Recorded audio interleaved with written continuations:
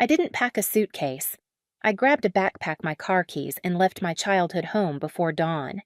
By breakfast, my parents were already rewriting the story, telling relatives I'd abandoned them for money.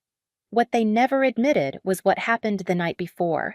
They sat across from me at the kitchen table and demanded the money my grandmother gave me for my future, not for emergencies, not for survival, but to erase my brother's debts again. When I refused, the smiles vanished, the threats began, and the house felt unfamiliar. I thought leaving would end it. I was wrong. That was the beginning. My name is Kara. I'm 30 years old now with a steady professional job, my own apartment, and a life that finally feels like it belongs to me. But for most of my life, I was the quiet one in my family, the easy one. The daughter who didn't cause trouble because I learned early that trouble only made things worse. I grew up in a middle-class neighborhood in a Pennsylvania city in a house that always looked put together from the outside. Trim lawn, family photos in matching frames, holiday cards sent on time. Inside, everything revolved around my older brother Jake. He was 7 years ahead of me and treated like proof that my parents had done something right. Every decision bent around him.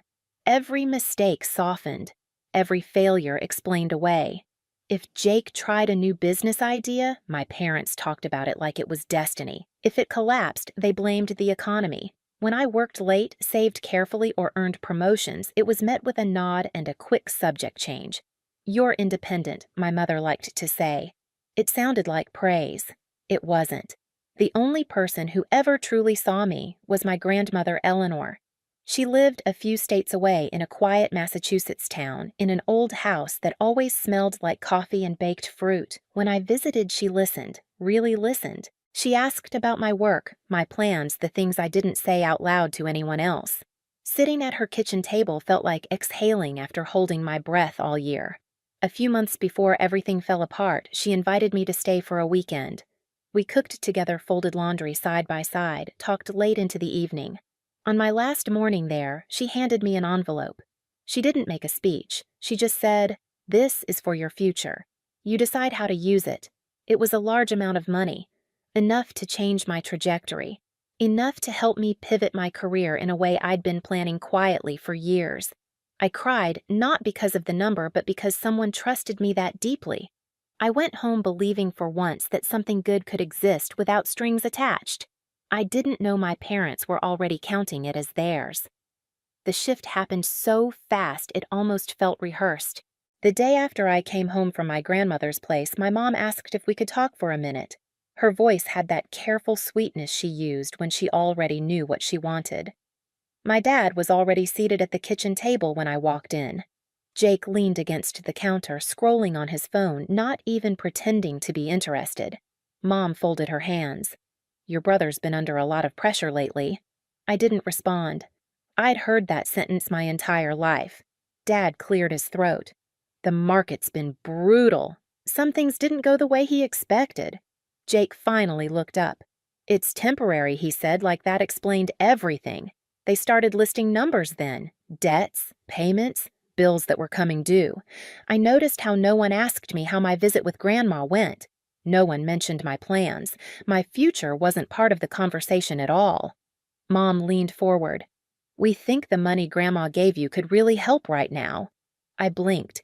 "Help who? Your brother?" she said, as if the answer were obvious. "Family helps family." The words landed heavy. I looked at Jake, waiting for him to say something. Anything. He shrugged. "You've always been good with money. You'll figure it out." Something inside me tightened. That money wasn't for emergencies. It was for my career. Dad's jaw set. "You can adjust your plans. Your brother doesn't have that flexibility." That's when I realized they weren't asking. They were deciding. I thought about every time Jake quit something and landed softly. Every time my parents stepped in to smooth things over. I remembered being told to wait, to compromise, to understand. Understanding had always meant giving something up. I tried one last time to be reasonable. "Why is it always me who has to sacrifice?" Mom's face hardened. "Because you're capable. Because you're strong. Don't make this into a drama." Jake scoffed. "You're acting like this is some huge betrayal." My chest burned. It is. Silence filled the room. Not the awkward kind, the dangerous kind. Dad pushed his chair back slowly. You need to think very carefully about your answer. I understood the message beneath the words. Obey or lose everything that still connected me to this family. That night, I lay awake replaying the conversation. Not the money, not the numbers. What hurt was how quickly my future became expendable, how easily they assumed I would fold. By morning, something had shifted inside me. I wasn't angry yet. I was clear. If I gave in now, I wouldn't just lose the money. I would lose myself. I said no the next evening. Just one word. Calm, steady. The reaction was immediate. My mom's voice dropped first. Don't be selfish, Kara. We raised you better than that? My dad didn't raise his voice either. That was worse. You're choosing money over your family. Jake laughed under his breath, already irritated. You'll get over this. You always do. That's when the pressure turned into something heavier. My parents started talking about everything they'd done for me, about sacrifices, about how hard it would be for them if Jake failed. They spoke like my future was an optional luxury and his mistakes were an emergency. I felt myself shrinking the way I used to as a teenager, nodding just to end the conversation. I caught it this time. I pushed my chair back and stood up. I'm not giving him that money, I said.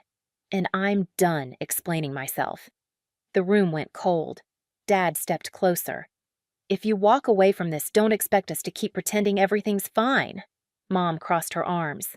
You're being dramatic. You'll regret this. I went to my room and closed the door, my heart pounding so hard it hurt. A few minutes later, my phone buzzed, then buzzed again. Messages from my parents, from Jake. Guilt layered over threat, love twisted into obligation. I sat on my bed and stared at the walls I'd grown up staring at, covered in photos that never quite felt like me. I realized something terrifying and freeing at the same time. They weren't upset because they loved me. They were upset because they couldn't control me. I waited until the house went quiet. No shouting, no slammed doors. Just the hum of the refrigerator and the distant tick of the hallway clock. I pulled a backpack from the closet and packed slowly. Clothes, documents, my laptop. The envelope from my grandmother stayed pressed flat between notebooks. Every sound felt louder than it should have been. The zipper, the floorboard I avoided instinctively. The click of my phone as I turned it off. At the front door, I paused. For a second, I wondered if anyone would notice. If anyone would stop me. No one did. The night air hit my face like a shock. I sat in my car with my hands on the steering wheel, shaking, breathing through it. I wasn't running away. I was choosing myself for the first time. I drove without a destination at first, just distance. By the time the sun started to rise, I knew exactly where I was going, and I knew there was no going back. I didn't tell anyone where I was going, not at first. I drove until the sky turned pale.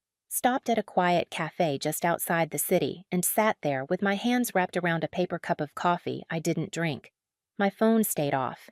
The silence felt unreal, like the calm after something breaks. By late afternoon, I was pulling into my grandmother Eleanor's driveway in Massachusetts. She opened the door before I could knock, like she'd been waiting. Her face changed the moment she saw me. Not shock, not confusion, recognition. You came? She said softly. I didn't explain right away. I stepped inside, set my bag down, and let the door close behind me. The house smelled like lemon cleaner and something warm baking in the oven. It was the safest place I knew. We sat at her kitchen table, the same one where she'd handed me that envelope. My hands were shaking now. I told her everything, slowly, carefully. I didn't dramatize it. I didn't raise my voice. I just told the truth. When I finished, the room was quiet. Eleanor didn't interrupt. She didn't rush to comfort me. She sat there listening, her fingers wrapped around her mug, her eyes steady. Finally, she said I wondered how long it would take. I looked up. You knew I suspected, she said. Patterns repeat when no one stops them. She stood and walked to the window, looking out at her backyard. Your parents have been using money to avoid responsibility for decades, and your brother learned early that he'd never have to stand on his own. I swallowed. They're already telling people I abandoned them. Eleanor nodded. They called me this morning. My stomach dropped. What did they say? She turned back to me, her expression calm but hard. They said you were unstable, that you took the money and ran, that you were punishing them. The anger I'd been holding finally broke the surface.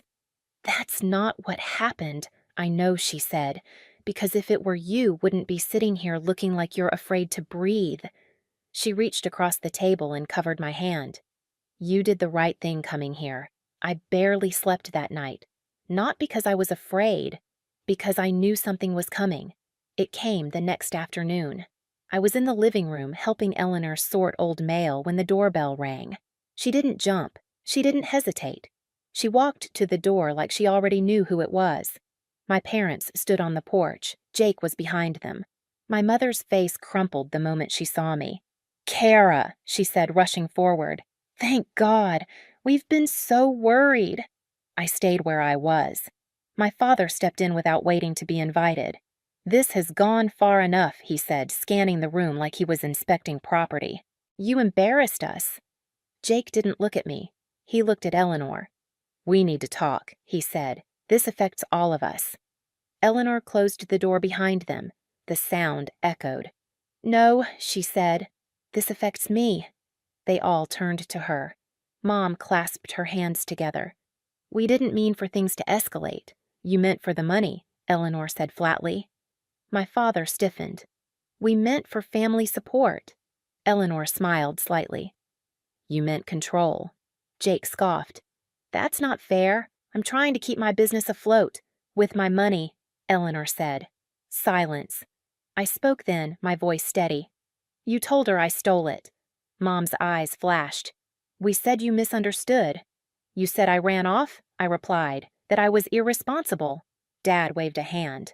"That's not the point." Eleanor turned to him. "Then let me make the point clear." She walked to the sideboard and picked up a folder I hadn't noticed before. She placed it on the table and opened it. "Every time I've helped you," she said, "I documented it. Every payment, every bill, every excuse." My father's face went pale. "I asked you years ago to stop enabling Jake," she continued. "You promised me you would." Mom's voice trembled. "We were just trying to help our son." "You were avoiding consequences," Eleanor said. "And now you tried to avoid them again by stealing your daughter's future." Jake stepped forward. "She didn't need all that money." That was when Eleanor finally raised her voice, not loud, sharp. She needed dignity. Jake froze. "You've had chances she never did," Eleanor went on, "and you squandered them. This was not your safety net." Dad slammed his hand on the table. "You're turning her against us." Eleanor didn't flinch. "You did that yourselves." She turned to me. "Kara, tell them." I took a breath. I said no. That's it. I didn't insult you. I didn't threaten you. I just refused. Mom's eyes filled with tears. "We raised you." "And I grew up," I said. Jake laughed bitterly. "So that's it. We're just supposed to fail." Eleanor met his gaze. "Yes." The word hung there. "You will fail," she continued calmly, "and you will learn, or you won't. But I will not save you from the consequences anymore." My father shook his head. "You can't do this." "I already have," Eleanor said. "Effective immediately, I'm ending all financial support.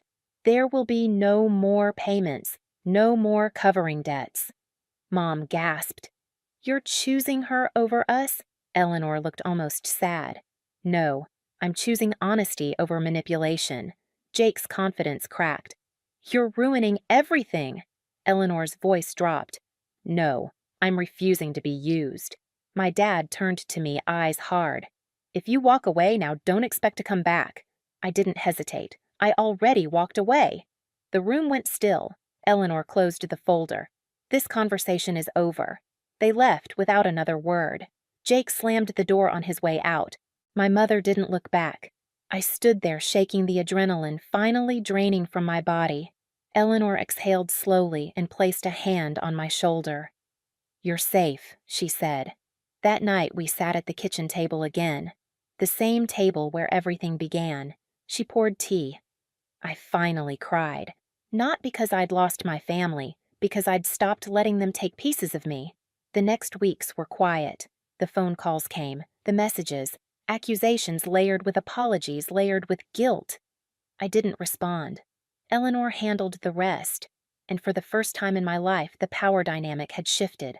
Not with shouting, not with revenge, with truth, and boundaries, and the refusal to keep paying for someone else's failure. The satisfaction didn't come all at once. It came slowly, like relief. The fallout didn't happen all at once. It came in fragments through half-heard conversations and second-hand updates that drifted in and then faded out again. Jake's situation unraveled quickly once the safety net disappeared. Without anyone quietly covering his bills or smoothing things over, his business collapsed under its own weight. He moved back in with my parents, carrying boxes into the same house where he'd never really been told no. This time, the doors didn't open as easily. Stress settled into the walls. Arguments replaced excuses. The money that had once flowed so freely stopped. My parents struggled too. They cut back, sold things they'd always treated as untouchable, took on more work than they'd planned at their age. For the first time, their choices had consequences they couldn't outsource to someone else. They tried to reach me at first angrily, then desperately, then with a rehearsed softness that felt unfamiliar. I didn't answer, not because I hated them, because silence was the only boundary they respected. Life at my grandmother's house moved at a different pace. Mornings were quiet. Afternoons were filled with simple routines. I helped where I could not out of obligation, but gratitude. The tension I'd carried for years slowly loosened its grip. I slept better. I laughed without checking the room first. I began redirecting my life the way I'd always wanted to, making plans that didn't require permission, thinking about the future without calculating how much of it I'd be expected to give away. For the first time, my success felt like mine alone. One evening, as we sat at the kitchen table, Eleanor looked at me and said, "They're learning." I nodded. "And if they don't," she smiled softly, "that won't be your burden anymore."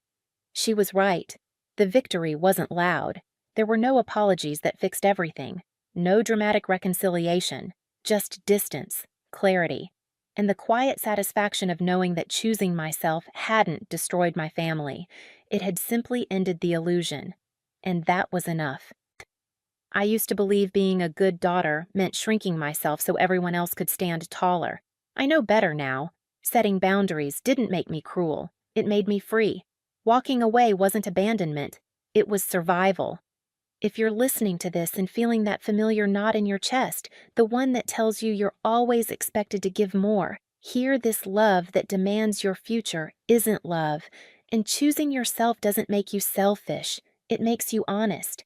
If this story resonated with you, share your thoughts in the comments. I read them, and if you want to hear more real stories about family betrayal and reclaiming your life, hit subscribe so you don't miss the next one.